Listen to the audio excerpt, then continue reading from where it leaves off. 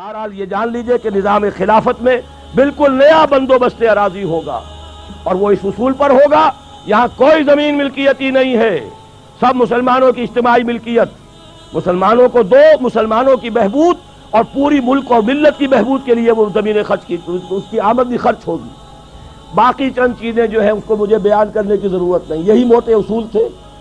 باقی یہ کہ شراب اور جمی مسکرات جو ہیں ان سب پر مکمل پابندی، اس پر شدید ترین تعزیرات ہو سکتی ہیں۔ ایرانیوں نے کر کے دکھا دیا اپنے ملک کو پاک، تو آخر ہم بھی تو کر سکتے ہیں۔ نظام خلافت آئے گا تو ان پر چوٹ پڑے گی۔ اسی طرح ستر اور حجاب اس کی پابندی، جیسے کہ اسلام میں نظام خلافت میں قومیت جو ہے مخلوط نہیں ہے، غیر مسلم اور مسلمان مل کر ایک قوم نہیں بن سکتے، اسی طرح مسلمان معاشرہ وہ مخلوط معاشرہ نہیں ہے، عورت کا دائرہ کار اور ہے، مرد کا دائرہ کار اور ہے۔ اللہ نے عورت کو کوئی اور صلاحیتیں دی ہیں، مرد کو کچھ اور صلاحیتیں دی ہیں۔ ان کے لیے صحیح ان کی جسمانی ساخت، ان کی نفسیاتی ساخت، اس کے اعتبار سے دائرہ کار معین کر دیے گئے۔ ہاں اگر قومی سطح پر آپ کو ضرورت محسوس ہو یا انفرادی سطح پر کوئی خاتون ہے، بیوہ ہو گئی ہے، اول تو یہ کہ اس کی کفالت جو ہے اسلامی ریاست میں تو بیت المال کے ذمے ہے، لیکن اگر وہ کام کرنا چاہتی ہے تو کوئی حرام نہیں ہے، گھر پر بیٹھ کر کام کرے۔ اسی طریقے سے کاٹیج انڈسٹری کا اہتمام کریں، آپ سرکاری سطح پر اہتمام کریں۔ اس کے علاوہ آگے بڑھ کر انڈسٹریل یونٹس بنائیے جہاں عورتیں کام کریں، عورتیں سپروائز کریں، اور ان کے ورکنگ آورز کم رکھے جائیں تاکہ وہ اپنے جو گھریلو ذمہ داریاں ہیں ان سے بھی عہدہ برا ہو سکے۔ ویئر دیر از اے ول دیر از اے وے۔ آپ اگر اسکول بنا سکتے ہیں لڑکیوں کے علیحدہ، کالج بنا سکتے ہیں، یونیورسٹیاں کیوں نہیں بنا سکتے؟ یہ کیا ضروری ہے کہ مردوں کے ہسپتال میں عورتیں نرسیں ہوں؟ کیا مرد نرسنگ نہیں کر سکتے؟ کیا فوجوں میں جو آخری یونٹس ہوتے ہیں، جو فرنٹ پر جاتے ہیں یونٹس، ان میں کوئی عورت نرس ہوتی ہے؟ جہاں کسی کا ہاتھ اڑ گیا، کسی کی ٹانگ اڑ گئی، کسی کے پیٹ کے اندر جو ہے جا کر کوئی ٹکڑا لگا ہے کسی بم کا اور آنتیں باہر آئی ہوئی ہیں، وہاں تو کوئی عورت نرس نہیں ہوتی، میل نرسز ہیں۔ اسی طرح یہ کیا ضروری ہے کہ پی آئی اے کے اندر ایئر ہاسٹسز ہوں؟ کیا ضروری ہے؟ میں آج ہی سفر کر کے آیا ہوں، آج میں دیکھ رہا تھا کوئی خاص بات تھی یا تو کوئی ایئر ہاسٹسز کی ہڑتال تھی، کیا بات تھی؟ کوئی ایئر ہاسٹس موجود نہیں تھی۔ آخر وہ مرد کام کر رہے تھے، اسٹوورڈز، ہمارے سامنے ٹرے رکھنی تھی کھانے کی، انہوں نے رکھ دی۔ تو کیا ضروری ہے کہ عورت وہاں پر کام کرے؟ آپ عورت کو کام دیجئے، ساری پرائمری ایجوکیشن عورتوں کو دے دیجئے، پرائمری لیول پر کسی مرد کو ٹیچر نہ رکھیے، ان کی صلاحیتوں سے بہترین فائدہ اٹھا سکتے ہیں، اس لیے کہ ایک میٹرنل انسٹنکٹ ہے ان کے اندر۔ اللہ نے صنف نازک کے اندر مامتا رکھی ہے، شفقت رکھی ہے، چھوٹے بچوں کو اس مامتا اور شفقت کی ضرورت ہے، وہاں اس کو صحیح استعمال کیجئے۔ تو جہاں بھی آپ کا کام، اصل میں بات وہی ہے جو میں یہ چند تیزی کے ساتھ اشارے کر رہا ہوں، where there's a will there's a way۔ ارادہ ہو جائے کہ ہمیں چلنا ہے شریعت پر، ہمیں پیروی کرنی ہے محمد کی صلی اللہ علیہ وسلم، میرا دعویٰ ہے۔ بلکہ شاید آپ نے پڑھا ہو پروفیسر وارث میر صاحب، حال ہی میں ان کی برسی منائی گئی ہے، ان کا ایک مضمون بھی چھپا ہے، مجھ پر انہوں نے کوئی فکرے چست کی ہے اس میں کہ ڈاکٹر اسرار میں صلاحیتیں بڑی ہیں، فلاں ہے فلاں ہے فلاں، لیکن یہ ایسی باتیں اندر لگے ہوئے ہیں جو بہت جلد جو ہے کباڑ خانے کی زینت بن جائیں گی۔ حالانکہ وہی پروفیسر وارث میر ہیں، میں ان کے گھر پر جا کر حاضر ہوا، انہوں نے ایک مرتبہ ایسی باتیں پہلے بھی کہی تھی، میں نے کہا میں آپ سے یہ بات کرنے آیا ہوں، مجھے بتائیے کون سا مسئلہ ہے جس کا حل میں آپ کو نہیں بتا سکتا کتاب و سنت کے دائرے کے اندر؟ کوئی مسئلہ بیان کیجئے۔ مسکرا کر کھسیانے ہو کر رہ گئے تھے۔ میرے چھوٹے بھائی ڈاکٹر افسار میرے ساتھ تھے، دونوں چونکہ یونیورسٹی پروفیسرز ہیں، وہاں جا کر کچھ نہیں کہہ سکتے۔ مجھے بتائیے کون سا مسئلہ ہے، میں آپ کو آپ کے گھر آ کر کہہ رہا ہوں کہ مجھے بتائیے کون سا مسئلہ ہے جو شریعت کے دائرے کے اندر رہ کر حل نہیں ہوتا۔ اگر اس کا حل موجود ہے تو پھر ہمیں شریعت کی پابندی کرنی ہے۔ بہرحال یہ بات جان لیجئے، یہ نظام خلافت یہ ایک بہت ہمہ گیر تبدیلی ہے، سطحی تبدیلی وہ تو ضیاء الحق صاحب نے بھی بہت کر لی، اس کا کچھ حاصل نہیں ہوا، اس سے سوائے بدنامی کے اور کچھ حصے میں نہیں آیا۔ ٹوٹل چینج، اب میں بتانا چاہتا ہوں توکل صاحب کو، یہ ٹوٹل چینج الیکشن سے نہ آج تک دنیا میں آیا ہے، نہ آ سکتا، ناممکن، ٹوٹل چینج نہیں آ سکتا۔ الیکشن سے ٹھیک ہے بحران رفع ہو جائے گا، جو بھی اس وقت ہمارے یہ کرائسس تھا وہ ختم ہو جائے گا، میں ویلکم کر رہا ہوں، میں نے ہمیشہ تائید کی ہے۔ 1980 سے لے کر آج تک میں ریکارڈ پر ہوں کہ میں نے کہا الیکشن ہونے چاہیے۔ میں وہ واحد شخص ہوں شورا کے اندر کھڑے ہو کر میں نے کہا تھا ضیاء الحق صاحب کی شورا میں، اگر آپ نے یہاں پر سیاسی عمل کو روکے رکھا تو آپ دہشت گردی کے لیے جواز فراہم کر رہے ہیں. آپ اندازہ کیجئے کتنے خطرناک دن تھے. ہائی جیکنگ ہوئی تھی ہمارے جہاز کی PIA کی, کابل لے جایا گیا تھا, ہمارے کئی آدمی قتل کر دیے گئے تھے. اس دور میں میں نے کہا تھا کہ یہ در حقیقت یہ اس کا جو ہے جواز آپ دے رہے ہیں اس لیے کہ آپ نے سیاسی عمل کو روک دیا ہے. الیکشن کروائیے, ورنہ یہ ہے کہ اس سے جو بھی برائیاں پیدا ہو رہی ہیں وہ آپ کے ذمہ آئیں گی. اور اس سے پہلے, یہ تو 82 کی بات عرض کر رہا ہوں, 80 میں پہلی ملاقات ہوئی تھی اور میں نے کہا تھا کہ اگر آپ نے اس پولیٹیکل پروسیس کو روکے رکھا تو پاکستان کے لیے میں اسے سوسائڈل سمجھتا ہوں. یہ میرے الفاظ ریکارڈ پر ہیں.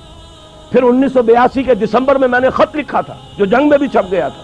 میں سارے حوالے دے رہا ہوں, میں اس کا قائل ہوں, الیکشن ہوتے رہنے چاہیے, لیکن یہ نظام الیکشن سے کبھی نہیں بدل سکتا. این خیال استو محال استو جنو. اچھے سے اچھے الیکشن کرا لیں, صاف سے صاف کرا لیں. آج کل لفظ شفاف آ رہا ہے, شفاف سے شفاف کرا لیں. بہرحال اندرون سندھ میں تو وہی وڈیرے آئیں گے. ایک چچا نہیں ہوگا بھتیجا آ جائے گا, ایک بھائی نہیں ہوگا دوسرا بھائی ہوگا, جتوئی ایک کی جگہ دوسرا ہو جائے گا. یہی ہوں گے اور کون ہوگا. اسی طریقے سے کیا آپ کے خیال میں بلوچستان کے جو سردار ہیں قبائل کے, ان کو کوئی ہرا کے آ سکتا؟ پختون بیلٹ ہے تھوڑی سی پٹھانوں کی, وہاں کچھ علماء کا بھی عمل دخل ہے, عوامی سطح ہے. باقی جو اصل بلوچ ہے, برہوی علاقہ ہے بلوچستان کا, وہاں تو ان کے وہ سردار ہی آئیں گے. پنجاب کا آدھا جو ہے سرائے کی, وہ بھی جاگیردار علاقہ ہے. کوئی گیلانی, کوئی مزاری, کوئی لغاری, یہی آئیں گے. اور کون آئیں گے؟ وٹو یاسین وٹو نہیں ہوں گے, منظور وٹو ہوں گے. کوئی ایک کھرل نہیں ہوگا, دوسرا کھرل ہوگا. تو وہ تو یہی ہوگا, اس لیے کہ وہ تو نظام. اب جب یہ لوگ آ جائیں گے جو زرعی ٹیکس نہیں لگنے دیتے, وہ اپنی جاگیروں پر اور زمینداریوں پہ کوئی آنچ آنے دیں گے؟ تو ناممکن ہے, محال ہے. اس کے باوجود میں نے کہا ہے اگر یہ مذہبی جماعتیں تمام جمع ہو جائیں ہم سپورٹ کریں گے.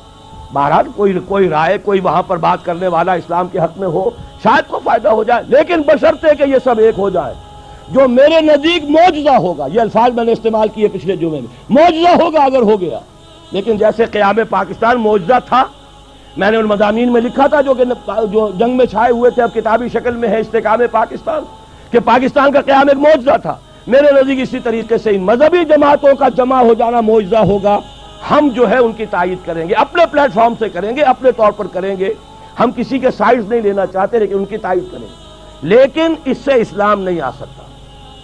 اسلام آئے گا اسی طریقے سے, لا یصلح آخر هذه الامہ الا بما صلح به اولها. اور یہ حضرت ابو بکر کی ایک تقریر کا جملہ ہے, جیسے حضرت عمر کی ایک تقریر کا میں نے جملہ سنایا آپ کو. من بایا خلیفتا عن غیر مشورت المسلمین فلا بیعت له. مسلمانوں کے مشورے کے بغیر اگر کسی کی خلافت کا جو بیعت کی گئی وہ بیعت صحیح نہیں ہوگی. اسی طرح حضرت ابو بکر کا قول سنا رہا ہوں. حضرت عمر کو جب انہوں نے مسلمانوں کے مشورے سے اپنا جانشین بنایا تو خطبہ دیا. اس خطبے میں آپ نے فرمایا ان ھذا الامر, مسلمانوں یہ جو ہمارا معاملہ ہے دین کا اور خلافت کا, لا یصلح آخرہ الا بما صلح به اولہ. اس کے آخری حصے کی اصلاح نہیں ہوگی مگر صرف اس طریقے سے جس سے پہلے حصے کی اصلاح ہوئی. اور اسی کو امام مالک نے نقل کیا, لا یصلح آخر هذه الامہ الا بما صلح به اولها. وہی بات میں کہہ رہا ہوں, حضور نے کیسے کیا ہم کیسے کریں گے.